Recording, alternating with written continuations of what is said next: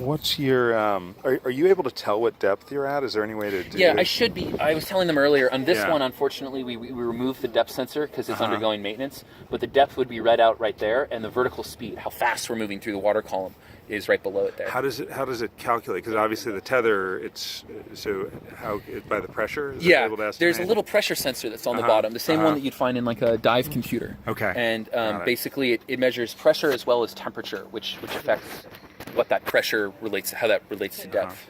A sensor that tells you how close the object is to something solid? Not yet, but we'd like to do it as an accessory. I picture it being an acoustic device that would be sort of omnidirectional. It's looking in front of the vehicle as well as below.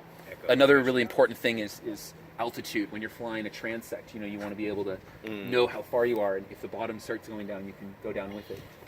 So we're under the pier right now? Yeah, right now we're here under the pier at Fort Mason, and we're looking at what looks to be a lot of mussels hanging down from the pilings, as well as some various types of seaweed and algae, it looks like. I heard there was a crab earlier. There was a crab on the bottom, the elusive crab, but he was a little bit too crabby. Didn't want to be seen. Yeah. What's the range? The tether can go 100 meters or more. The depth capability is limited to 100 meters. So that's still 5 times deeper than a scuba diver. What about the camera? Is it only GoPros that you use? Or? No, it's got its on-board camera. We're not using a GoPro here.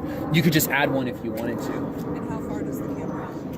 It sends, wherever the vehicle goes, the camera is sending the video up. So How far? How typically? Oh, how I much? see.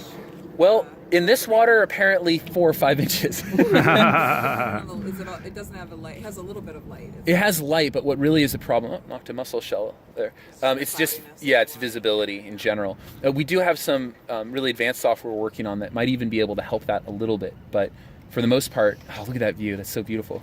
For the most part, you're just limited by... How clear the water? Exactly. We were just flying in Monterey this weekend, and it was beautiful. You could see so far. Just doing it off the land, or are you going out on vessels and floating, dropping off? We could. This weekend we just launched right off the pier. Yeah. And so we got a whole bunch of tourists who came by and got to fly it, and that was really